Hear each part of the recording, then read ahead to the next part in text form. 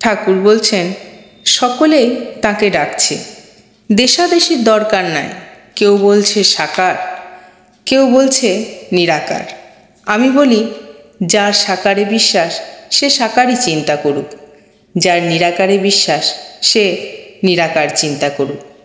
তবে এই বলা যে মতুয়ার বুদ্ধি ভালো নয়, অর্থাৎ আমার ধর্ম ঠিক আর সকলের ভুল, আমার ধর্ম ঠিক আর ওদের ধর্ম ঠিক কি ভুল, সত্য কি মিথ্যা, এ আমি বুঝতে পারছি না, এ ভাব ভালো। কেননা ঈশ্বরের সাক্ষাৎকার না করলে তার স্বরূপ বোঝা যায় না। কবির বলতো, সাকার আমার মা, নিরাকার আমার বাপ, কাকো নিন্দ কাকো বান্দ, দোনো পাল্লা ভারী। হিন্দু, মুসলমান, খ্রিস্টান, শাক্ত, শৈব, বৈষ্ণব, ঋষিদের কালের ব্রহ্মজ্ঞানী ও ইদানিং ব্রহ্মজ্ঞানী তোমরা সকলেই এক বস্তুকে চাইছ। তবে যার যা পেটে সয় মা সেই রূপ ব্যবস্থা করেছেন। মা যদি বাড়িতে মাছ আনেন আর 5টি ছেলে থাকে, সকলকেই পোলাও কালিয়া করে দেন না। সকলের পেট সমান নয়, কারোর জন্য মাছের ঝোলের ব্যবস্থা করেন, কিন্তু মা সকলকেই সমানভাবে ভালোবাসেন। আমার ভাব কি জানো, আমি মাছ সব রকম খেতে ভালোবাসি।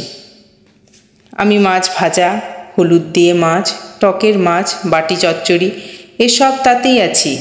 আবার মুড়ি ঘণ্টতেও আছি, কালিয়া পোলাওতেও আছি। কি জানো, দেশ কাল পাত্র ভেদে ঈশ্বর নানা ধর্ম করেছেন, কিন্তু সব মতই পথ, মত কিছু ঈশ্বর নয়। তবে আন্তরিক ভক্তি করে একটা মত আশ্রয় করলে তার কাছে পৌঁছানো যায়। যদি কোনো মত আশ্রয় করে তাতে ভুল থাকে, আন্তরিক হলে তিনি সে ভুল ধরিয়ে দেন। যদি কেউ আন্তরিক জগন্নাথ দর্শনে বেরোয় আর ভুলে দক্ষিণ দিকে না গিয়ে উত্তর দিকে যায়, তাহলে অবশ্য পথে কেউ বলে দেয়, ওহে ওদিকে যেও না, দক্ষিণ দিকে যাও, সে ব্যক্তি কখনো না কখনো জগন্নাথ দর্শন করবে। তবে অন্যের মত ভুল হয়েছে এ কথা আমাদের দরকার নাই। যার জগৎ তিনি ভাবছেন আমাদের কর্তব্য কিসে জোর শো করে জগন্নাথ দর্শন হয়। তা তোমাদের মতটি বেশ তো, তাকে নিরাকার বলছো, এ তো বেশ।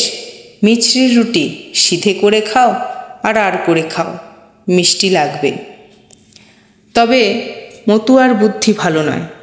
তুমি বহুরূপের গল্প শুনেছ। একজন বাহ্যে করতে গিয়ে গাছের উপর বহুরূপী দেখেছিল, বন্ধুদের কাছে এসে বললে, আমি একটি লাল গিরগিটি দেখে এলুম।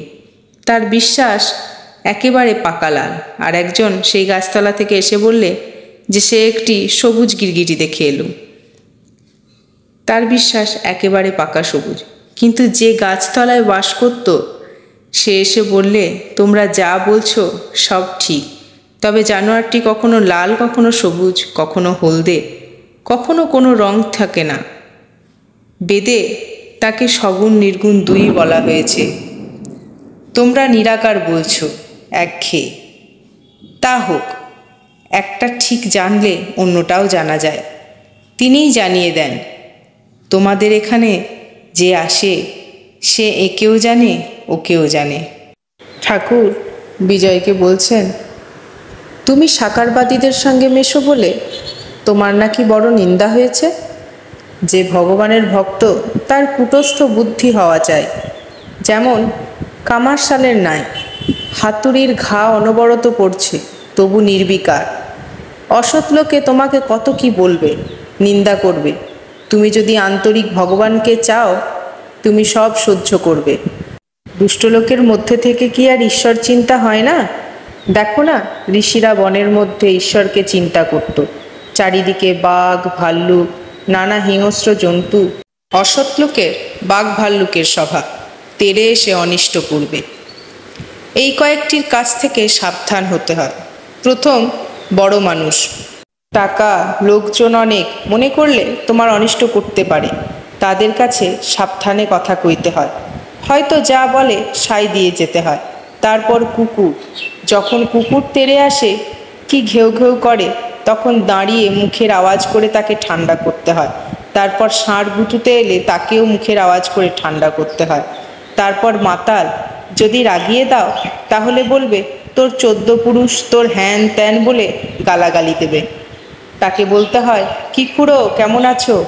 তাহলে খুব খুশি হবে, তোমার কাছে বসে তামাক খাবে। অসৎ লোক দেখলে আমি সাবধান হয়ে যাই। যদি কেউ এসে বলে, ওহে হুঁকো টুকো আছে, আমি বলি আছে। কেউ কেউ সাপের স্বভাব, তুমি জানো না তোমায় ছোবল দেবে। ছোবল সামলাতে অনেক বিচার আনতে হয়, তা না হলে হয়তো তোমার এমন রাগ হয়ে গেল যে তার আবার উল্টে অনিষ্ট করতে ইচ্ছা হয়। তবে মাঝে মাঝে সৎসঙ্গ বড় দরকার। সৎসঙ্গ করলে তবে সৎ বিচার আসে।